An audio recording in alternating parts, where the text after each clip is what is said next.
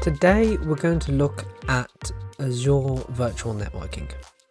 We're going to look at the basic starting points for virtual networking and what you're going to need to know to really start to throw up a few virtual machines and get them to talk to each other, and also maybe talk to those virtual machines from the outside world.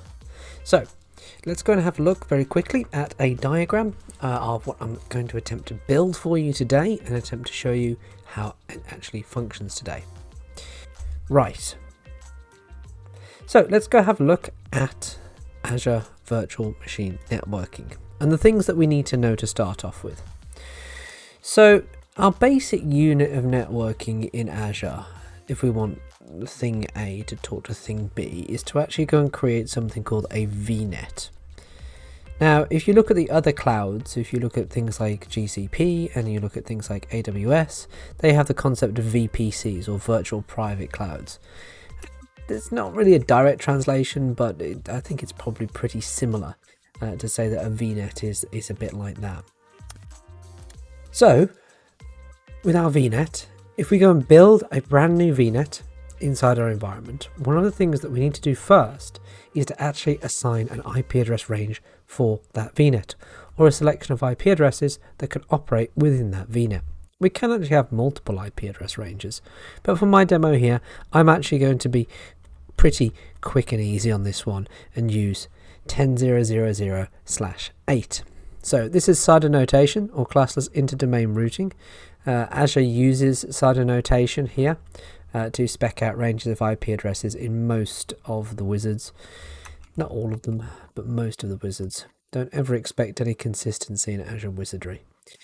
Now, within a VNet, you can't actually go and use this to start with. You're going to have to create a couple of things inside here. Inside this VNet, you're going to need to create a couple of subnets.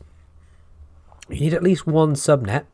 If I have, for example, here subnet 1 and subnet 2 inside my environment, these subnets need to have an IP address range that is actually a subselection of this main IP address range here.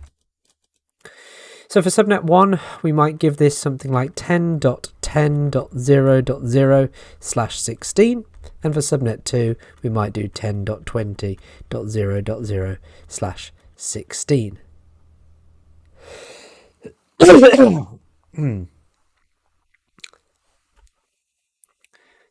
Once we have these two subnets created, what we can actually do is we can start to attach things to them. So what I'm going to do is I'm going to attach a couple of virtual machines to these. I'm going to create a VM1. And remember, when you create a virtual machine in Azure, there's a number of things you actually need to select with it and a number of components that actually come with it. You can actually go and see that from my previous video at creating Azure virtual machines. Now, one of the things that this virtual machine actually gets is its own VNIC. Now, the virtual network card for the virtual machine is a separate object inside Azure. It can be a little confusing the first time you see it. It's the VNIC that actually attaches to the subnets, not the virtual machine itself. You can actually destroy a whole virtual machine and rebuild it without actually changing the VNIC. This VNIC is also where the IP addresses will be assigned to. So these are going to be servers, and they're going to use dynamically assigned IP addresses. The dynamic assignment is going to come from the Azure Virtual Networking structure down here. Now, if you're used to on-site systems, you might be looking at attaching static addresses to servers, and that's perfectly fine to do. But in Azure land, it's generally better to go and use dynamic assignment of addresses to virtual machines. We can cover that, why that is, later. The next sort of question that normally comes up at that point, though, is can I use a static address? Yes, you can. I'll go over that later on. Okay. So what will happen is once this virtual machine is attached to this subnet, it will receive an IP address. In fact, it will end up receiving an IP address of 10.10.0.4. In fact, numbers 1 to 3 are actually reserved internally for Azure Gateway Services. And it will see that dynamically, and the IP address is received by the NIC, not by the VM. The NIC will then actually inject that IP address into that virtual machine itself. So that means if you delete and rebuild the virtual machine, you'll still end up with the same IP address, which is nice. Also, because this is a demo, what I'm also going to do is on this virtual NIC, I'm going to have a public IP address actually attached to it as well. This public IP address is connected directly out to the internet, and this will allow me to actually go in and RDP to this machine directly over the internet. Now, in the real world, that's a very, very, very bad idea. This is a demo, this is a lab, okay? This is just a demonstration. It's a very quick and easy way of doing things. In reality, there's way better ways of connecting to a virtual machine over the internet that's much more secure. One of those I'll be covering in a future video that's actually called Bastion server. A way better way of actually accomplishing this. The second thing we're going to do is we're going to set up a second virtual machine. And we'll create another VM over here, call it VM2. This will also have an appropriate VNet attached to it over here, which will be attached to subnet 2.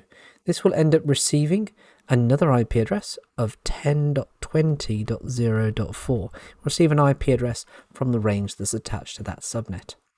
What we're then going to be able to do is we're going to be able to look at one of these virtual machines like VM1 and be able to establish that we can actually do communication between VM1 and VM2. That's because inside these VNets, even though we've got separate subnets, there is a routing capability inside the VNet itself that will allow us to automatically route between any of the amount of subnets that we create inside that VNet.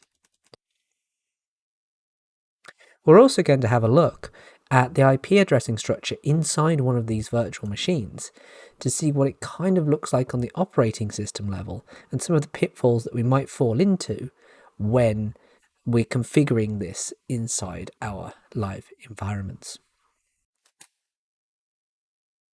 So let's go over to the resource group section inside my Azure portal.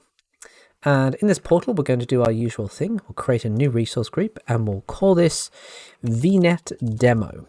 And we'll put this into UK South. Again, there's no rhyme or reason to the reason why I do UK South. It's just that I know that these demos will actually work in them. There are some very subtle differences between the different Azure regions. I just know that these demos work in UK South. So what I'm going to do is I'm going to look for virtual network in here. We're going to virtual networks. We'll create a new VNet. Now there's lots and lots and lots of settings. Just like everything else in Azure, there is a lot of documentation on every individual thing we do. So we're going to call this VNet1, again UK South, and I'm going to change this IP address space to match up with the diagram. So this is going to be 10.0.0/8, and we're going to add a couple of subnets in here. I'm going to call this sub1 with 10.10.0.0/16, and we're going to add another subnet here called sub2 of 10.20.0.0/16. Now I could use whatever IP address ranges there I actually wanted, but I'm keeping it simple within this format just by using 10.10 and 10.20. So I'm matching up with exactly what we've got drawn out here within our VNet configuration. So let's go next on that one. I'm not going to actually deploy, in this sense, Bastion host, a firewall or some DDoS protection standard, but I will come back to these at a later date, especially Bastion host, as it's an incredibly useful thing. Hopefully, you'll be able to see very shortly a link to that video. Somewhere around here, I'll put it in as soon as I've built it. I'm not going to tag this resource, even though I probably would do in a live environment, and I'm going to create it. Now, we'll leave that to actually build and go and have a look at it once it's constructed. So we can see here our Azure Vnet is constructed, is nicely built. We have an address space of 10.0.0/8, and we have nothing else actually turned on here. We have none of the DDoS protection or private endpoints or peerings or anything else. We'll cover some of these at a later date in another video. We can see my address space is 10.0.0/8, and my subnets are subnet 1 and subnet 2 of 10.0.0/16 and 10.20.0.0/16. Perfect. Now let's get over to creating virtual machines. So if we go into virtual machines here, I'm going to build a couple of virtual machines. I'm going to create some standard machines, one called VM1 and one called VM2. So let's go to our resource groups and our VNet demo, and let's create VM1 here, and let's go and change that from Ubuntu to Windows Server 2022. The Azure Edition Gen 2 here. We're not going to do anything particularly special with these machines. They're just going to be pretty standard machines. and they are going to be running on standard DS2 v3s. This inbound port section down here, this will actually make sure that RDP is allowed through the network security group that's attached to this VNet. I'm going to tell Microsoft that I already have a license, so this is going to be slightly cheaper for me to run. And I'm going to make sure that on the networks, I'm connecting VM1 to subnet 1 inside VNet 1 here. It's going to create a public IP address for me called VM1 IP as well, which is all nice. I'm not going to bother creating any boot diagnostic systems here. That's just going to overcomplicate what we're doing for the moment. If we go and create this, we can leave that to build. And while this virtual machine 1 is actually building, we can go back and we can go into virtual machines and we can build another virtual machine called VM2. Now, admittedly, if you were building a lot of virtual machines in Azure, you could go and build these with things like templates, or with existing images, or with Terraform, or with command line, or anything else that you see fit to deploy multiple things multiple times. I'm just using the simplistic method here. Notice this VM2 is going to subnet 2, not to subnet 1. But I'm just using the simple methods here of building this through the wizard. It's quick and easy enough for me. So we'll leave that for a moment to actually construct. And once that is constructed, what we should have is we should have a representation of this diagram here. We should have a VM1, which is nicely built and constructed and attached to subnet 1, and we should have a VM2, which is nicely built and constructed attached to subnet 2. And then I am going to attempt RDP directly to VM1. Okay, so we now have built out here inside my VNet demo resource group a few resources. We have a VM1, a VM2, and we also have a VNet called VNet1. If we click on the resource visualizer here on the left hand side, we can get some kind of visualization of what's going on in here. It's not particularly brilliant, but it kind of works.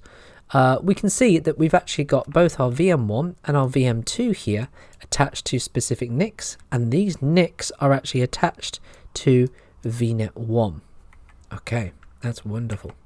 So if we come in here and have a look at VNet1, you will be able to see inside VNet1 and have a look inside our connected devices section, these two connected devices. Notice it doesn't say VM1, VM2. It's actually got the names of the virtual machines NICs, not the VMs themselves. But you'll notice the IP addresses attached to them, 10.10.04 and 10.20.04.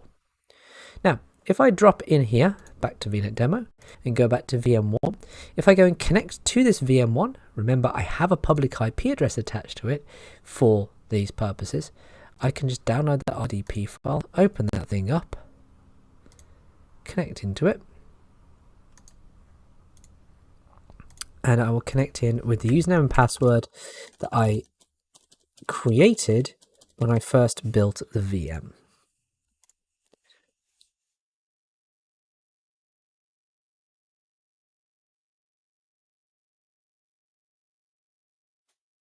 So this is currently loading in. It's loading in as MikeAdmin. And you'll see it's just a VM. There's nothing particularly special running inside here. It's starting for the first time, so it's taking a moment just to get going. While that's doing its thing, what I will do is I will drop back into VM2 and I'll do the same connection to VM2.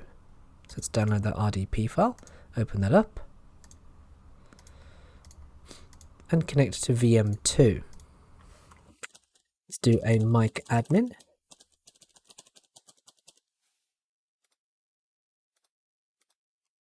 Connect into that. Wonderful. So I now have a VM1 and a VM2 remotely connected here. Let's go and have a look a little bit at the internal workings of this. Okay, so I have Windows Server 2022 running here. Let's go and run a very quick IP config once it loads and actually see what the IP addresses look like.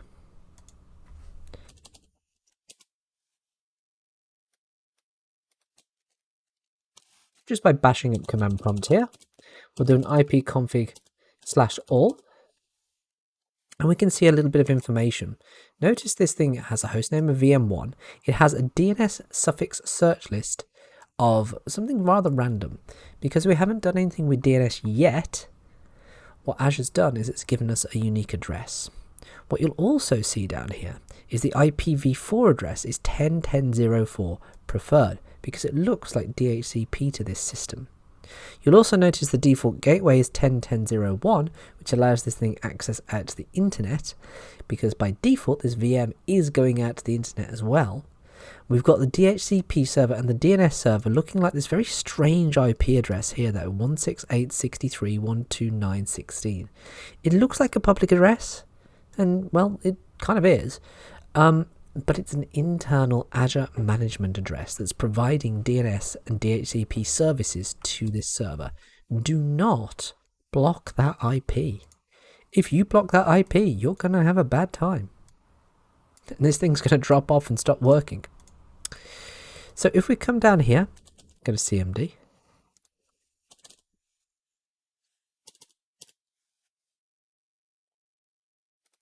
Drop into a command prompt on VM2.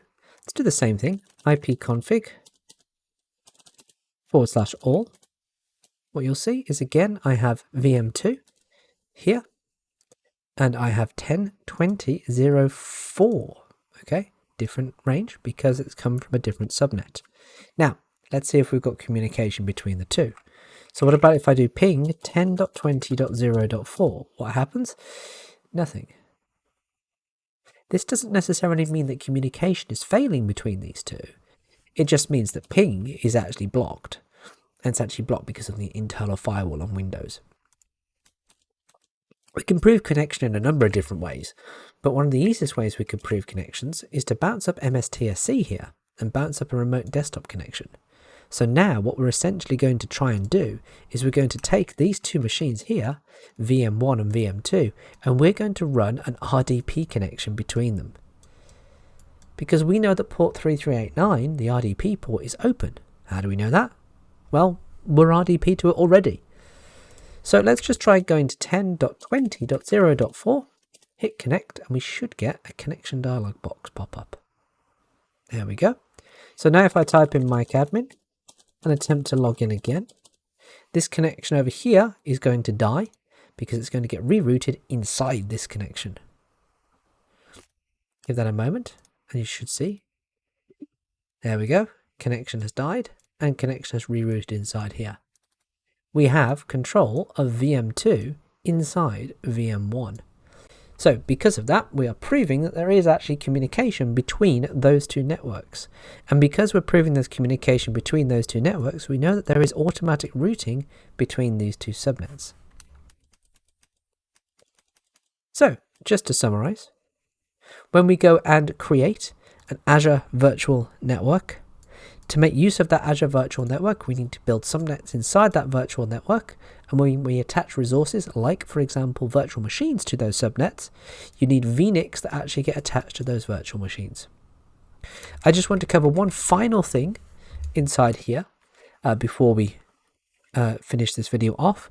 What about if we wanted a static IP for our virtual machines? Because yes, technically that virtual machine's IP address could change. Well, the only way that you can do it is through the Azure portal. If you take the traditional method, say for example you came here into a server and you had a look for network and sharing center,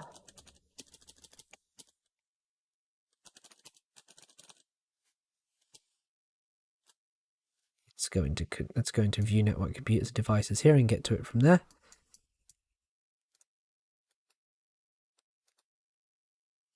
Open Network and Sharing Center, there we go, because why would I expect search to work in Windows Server? So let's go into Network and Sharing Center and view hardware and connection properties. Where are we? It's not what I want. I want change adapter options, finally. Okay, so what about if we go to the traditional method of doing that? What about if we go into a network connection, go to properties, go to TCP IPv4, go to properties and change this to give it a static IP address. It's very easy to do, and it will let you do it. You'll break it. You do that, you will break the connection to this VM, and you'll have to reset the networking for the virtual machine outside it. Not going to work. The way that you actually set a static IP address is you have to come in here, find the network interface that's connected to that virtual machine. So in this case, this one is connected to VM1. I have to drop into IP configurations. I have to drop into IP config here. And what I actually have to do is change this assignment from dynamic to static. This is not technically a static IP address. Technically, it's just telling the software-defined networking system of Azure to use that same address over and over again. You can think of it a little bit like a IP address reservation in DHCP more than anything else. But that will mean you have a static IP address then attached to that virtual machine if you want it to never ever change. So that brings up a conclusion for our Azure Virtual Networking section. There is a lot more to go through with Azure Virtual Networking. We will expand this out later on with Azure Networking Peering. We will have a talk about express routes, and we'll have a talk about VPNs in the future. And we'll also talk about very important remote access methods that are secure, like Bastion Server.